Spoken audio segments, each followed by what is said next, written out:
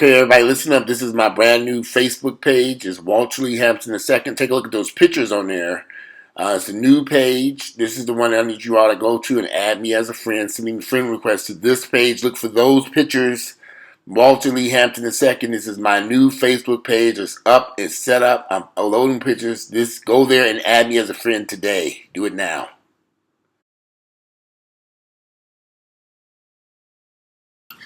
Good morning, my faithful loyal YouTube subscribers. Today is Thursday. It is June 13th, the year is 2019. There is an article in yesterday's Atlanta Journal-Constitution, and it simply asks a question, hey ladies, you might want to ask your man if he likes sex with men. Now, this was published on June 11, 2019. And you can find the link at ajc.com or just Google hey ladies, you might want to ask your man if he likes sex with men. And the article is written by Gracie Bond Staples. That's the reporter. And it just points out that he started off saying 19 years ago when they moved to Atlanta, there was a lot of talk about men who were publicly heterosexual, but secretly having sex with men. It goes on to talk about in 2004 when J.L. King wrote a book and went on Oprah's show. He had talked about his multiple sex partners throughout his 8-year marriage.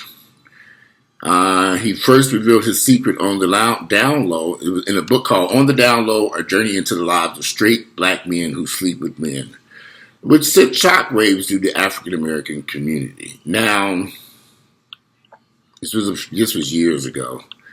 Like that book came out in 2004. And I'm just going to talk about my experiences.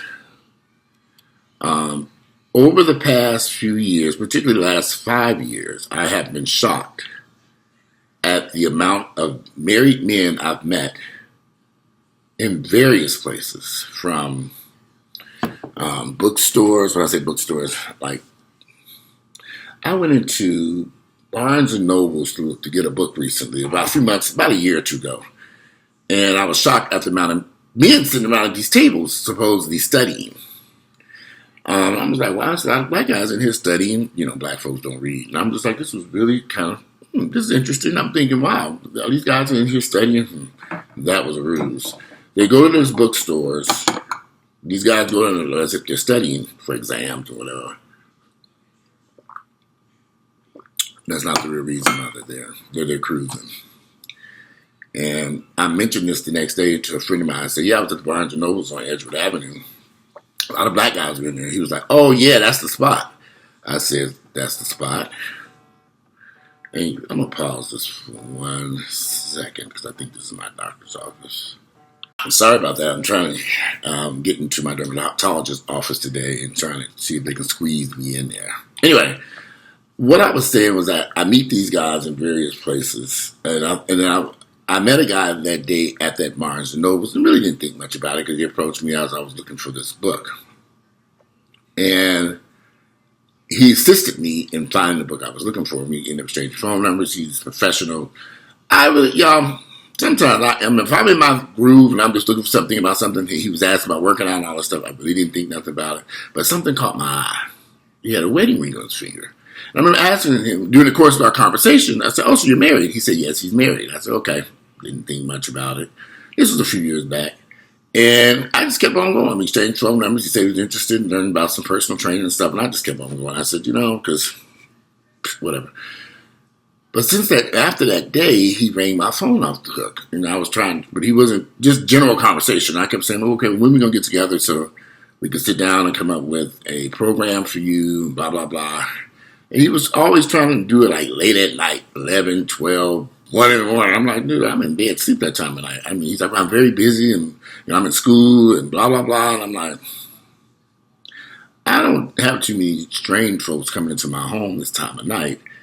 And I just started brushing him off. And the conversations then got more intense because he would call me like, where are you at and what are you doing? I want to come see you. And I'm like, okay, we've had this conversation.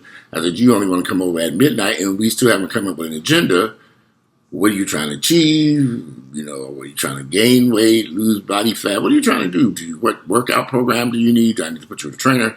Long story short, this man was only trying to get his groove on at midnight. And I figured it out, and I said, okay. And I just blocked him because I just got tired of it. Y'all block. I block a lot of people on my phone on a daily basis. Here's the funny part. Lately, I've been blocking guys, and then they call from a different number. Hey, you blocked my number. I blocked my number. It's like, there's a reason why I blocked your number. Y'all, it's getting, in the last 10 years of me living here in Atlanta, so many people have moved into the city. I have met, literally, it's hard to explain, put a number on it. But I've met so many guys who are married, have children, living with their wives, but sneaking around trying to have gay relationships on the side. Now, the funny thing about this, I know a lot of my gay friends who participate in these relationships with these married men. They don't see nothing wrong with it. I personally do see something wrong with it. These guys, they're disgusting to me. To me. You sneaking off. Your wife, many of these women do not have a clue. And a lot of people are like, well, these women know, these women don't know. Every woman I've ever met that found out their husband was having sex with a man, she ran for the hills. Ran. These women don't know. Because these men are so good at lying and manipulating them. I'm studying for, because a lot of these guys literally sign up for classes just to get out of the house so they can pretend like they're studying. To get away from the wife and the kids. But honey, I'm going to go to the Barnes & Noble and study. But they're actually up there cruising everything in there. I didn't know, but Barnes & Noble is a cruise spot. All of them. All the locations from Buckhead to Edgewood. There's a Cobb Parkway. That's where these guys go. I mean, there are various other cruise spots. So they don't have to go into a gay club or even on a gay app. Now, of course, the apps, though, is where it's at. Those apps. But most of the guys I meet who are gay, I meet them in married, I meet them at Kroger's, the gym. I have strict rules about meeting people at the gym. A lot of people don't know this. But I'm not too keen on meeting someone at the gym because that's my environment when I go to work out at. And it's not a good feeling to meet someone at the gym and then things go awry. I can tell y'all the last person I met at a gym, and for some people run around and said I met Xavier at the gym. That's not true. We did not meet at the gym. No. So, but we ended up working out together at the gym. Well, I ended up training his ass at the gym as well because he needed to get his fat ass in shape. But anyway, the gym, that's another environment. It could be a doctor's office, a dentist's office, a wheel shop, online, Instagram. There are a ton of married men out here who are living double lives. And I know these women don't know. These women don't have a clue what's going on with their husbands. They're bodybuilders.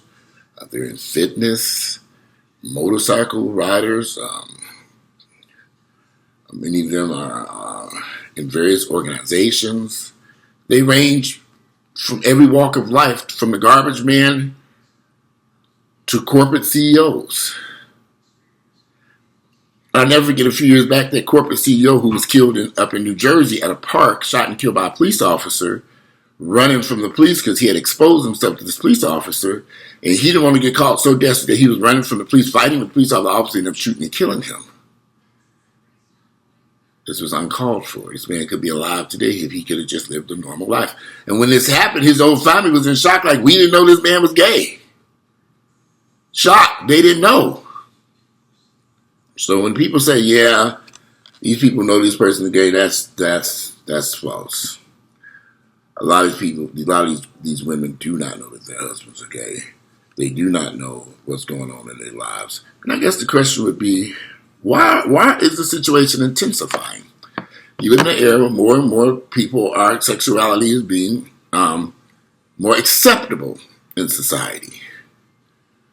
I think one of the reasons might be that these men just want companionship with a woman and children, because it's so hard to have companionship within the gay community. I got lucky, was in a relationship for a long period of time, but the vast majority of people can't say that they were in a relationship for 22, 23 years with no I mean, with the best relationship, it was a rocky relationship at times. We had our good times and our bad times, but we were there with each other. A lot of people don't, a lot of these gays don't want relationship. They just want sex. And a lot of these men who are in marriages, they married their wife for a reason, companionship, whatever, I don't know, children, and then they go out and have their sex on the side with men, lots of sex. And this is what concerns me. Because the HIV rates continue to skyrocket in various urban cities, Atlanta being one of them. And syphilis has skyrocketed 82% across America, mainly predominantly with men who sleep with men. So that number right there, the syphilis rates and the HIV rates, those STDs go hand in hand. And a lot of people don't understand this, and I have to keep reminding people that even if you use a condom, you are still at risk to contract contract syphilis. And if you pick up syphilis, 9 times out of 10, even if you're a condom, there's a strong chance that you're also picking up HIV at the same time. And people don't understand this. That's why when they test for syphilis, and if this person tests positive for syphilis, they also do an HIV test they need to see, because more than likely, you've contracted them both at the same time. And then this comes back home to their wives. Women are still contracting HIV from their sexual partners, whether it's husbands or boyfriends or fiancés, because these men can't live in truth. And these men straddle the fence. I get a lot of hate mail from bisexual guys or guys who mess around with women. And I always say, why are you mad at me? Have you had a conversation with your wife, your girlfriend, your fiancé? Have you expressed to them that you also have sex with men? They don't. Because if they did, these women would run for the hills. And to be honest with you, I don't blame them. I used to be kind of on the fence about this, but now I'm back where I firmly need to be. If a man is married and having sex, if a gay man or bisexual man is not honest about his sexuality to his sexual partner, women and men he's screwing, and when you find out the truth, you need to leave this person alone. Because the sexual behavior has gotten so dangerously reckless today that it makes no sense. These guys do not want to use condoms. These guys don't care about STDs and HIV. These guys will bring a disease home and not give a damn. And now these guys will also find out they have an STD and won't tell their sexual partners. And this is going on. It's getting worse and worse. I don't know why it's getting worse. I don't know why there's so many gay men out here marrying women and having sex. I couldn't even tell you. But I will tell this to a black woman. I've said this 1,000 times. If you meet a man who's all up in the church, screaming to Jesus, in church every Sunday, suit and tie, singing in the choir, very church-orientated, involved, lady, you asking for trouble. If you meet a man and his whole life centers around that church, at least that's what he's telling you, you need to leave that nigga alone. I'm dead ass serious. This is not 1957. Different group of men back then. I mean, when they said, my father was always in front of the church. Your father was married and had children. And this was in the 40s and 50s and 60s. This is 2019 is a whole different world in these churches now. And you got a lot of Decepticons who play games. But do what you want to do. I'm just telling you what I've experienced. I've met a lot of gay straight men, supposedly married men who are in the church every Sunday. There's something about that church crowd that I don't like. They sitting at the church as a front. It's a facade. But behind that facade is a filthy lifestyle full of sex, random sex partners in cars and bathhouses and hotel rooms, and sex parties with multiple sex parties and random sex with no condoms and just raw sex and just disease after disease. And this person won't come home and say, baby, you need some antibiotics, or they'll blame the wife on this situation. And these women, they don't know what's going on. A lot of these women just don't. These all these women who especially women in the church, is like, my husband's in the church, he's a Christian, he's a God-fearing man, but he's a dick-loving hoe in the background. These niggas love dick. And it seems to be a lot more. I cannot speak. I know this is not just black men, so I know you all love to chime in with the white folks doing it too. But we know that they do this. We know it happens in all races. But I'm just talking about the race that I am very familiar with as a black gay man. If I meet one more married man, I'm going to scream. I meet them all the time, and he read his phone off the hook. You meet somebody, you exchange phone numbers, you need to talk about fitness and supplements and all this shit. The conversation stays in left field. It's like, okay, when are we going to talk about these workouts and supplements? And God forbid the nasty pictures I have to look at. When somebody starts sending me these dick pictures and ass pictures and naked pictures, I just delete and block their ass immediately. I didn't ask for it. Delete and block. Delete and block. Delete and block. I ain't got time for this shit. John, that's all I do all day long, delete and block. Facebook, when people be calling that Messenger app, if you call me on Messenger, I'm going to delete you. You won't be able to call back. There's no need for you to call me on Messenger. If you're calling me on Messenger, you will be deleted. Especially if I haven't given you permission to call me. I will block you on Messenger. In fact, I'm considering just dropping Messenger altogether because my phone rings all day long from that damn Messenger app, that phone people calling. You can't block the calls, but you have to block them individually. I'd rather just delete the app, the Messenger app, so nobody can contact me. And I'll just deal with messages on my laptop. You can't call his laptop. But you can call. I can take Messenger off my phone, which is what I'm leaning towards. Because I ain't got there's not a lot of people reach me through Messenger, very few any damn way. But it's a very good article. Take a look, read at in the Atlanta Journal-Constitution. And it doesn't really go into much. Well, it goes into some detail. It talks about HIV infection rates. Nobody gives a rat's ears about that. Just take a vitamin and everything is going to be honky-dory. And they talk about that.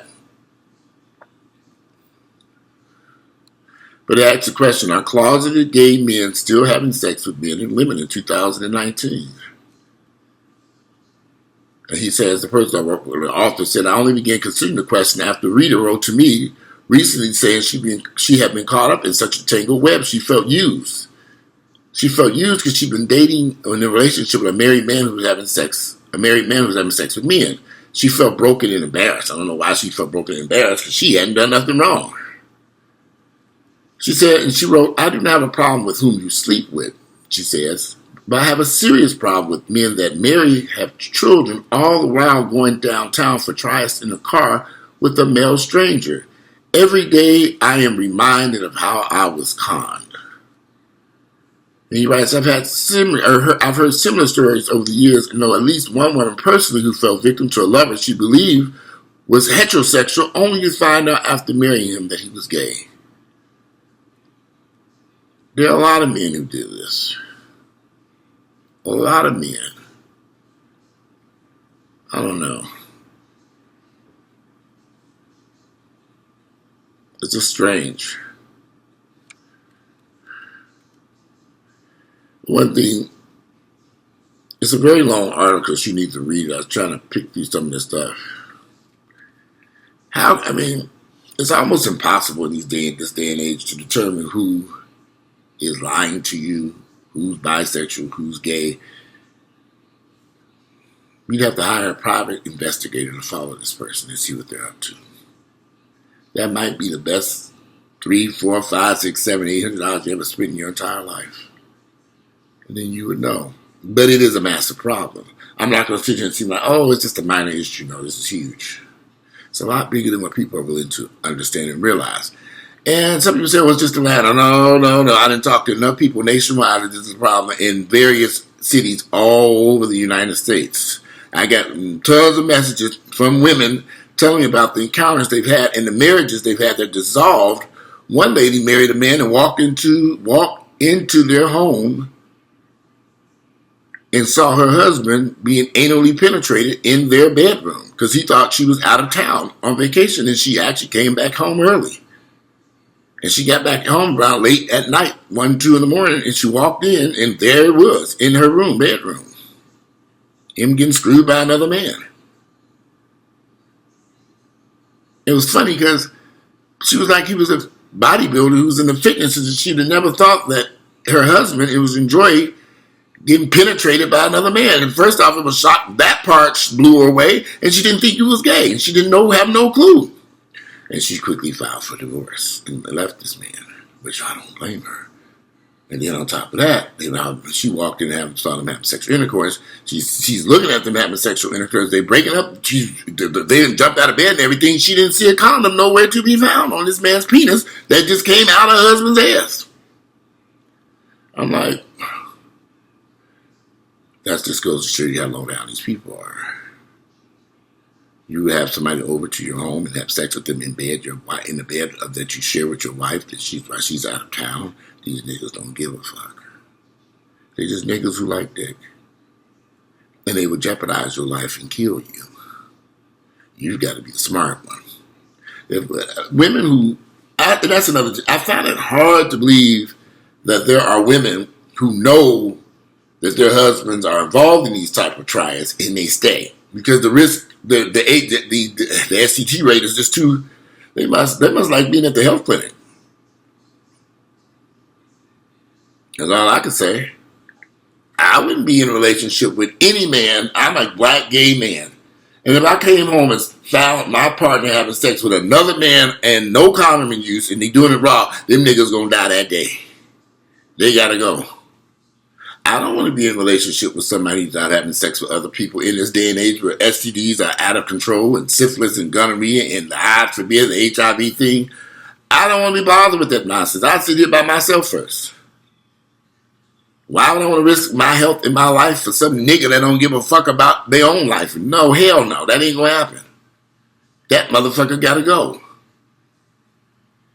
I wouldn't be in a relationship like that. And so I when people say these women know, that's a fucking lie. These women do not know. And I went home, if they do find out, I hope they know to get the fuck on. If they know like I know, get your shit and go. No, we need therapy. Why are you... No! We don't need no therapy. You need to get out. That's the end of that. Therapy wasn't discussed. The nigga gay. And it's happening every day. I meet these guys on a daily basis. And I just say, wow, this is really getting worse. And worse. One guy I met, I've known him for a couple of years, and he was telling me he's going through a divorce, which I think is a fucking lie. So I'm like, dude, you say you're going through a divorce, but I ain't seen no divorce papers. And every time I ask him questions about his wife, and how's the divorce going? What's going on? He gets quiet. Because he don't want to talk about it. Because he's lying through his teeth. There ain't no divorce going on. He ain't getting no divorce. But he's calling me. And I talk to him because I think he's a nice person, but at the same time, like I said, when is this divorce going to be completed?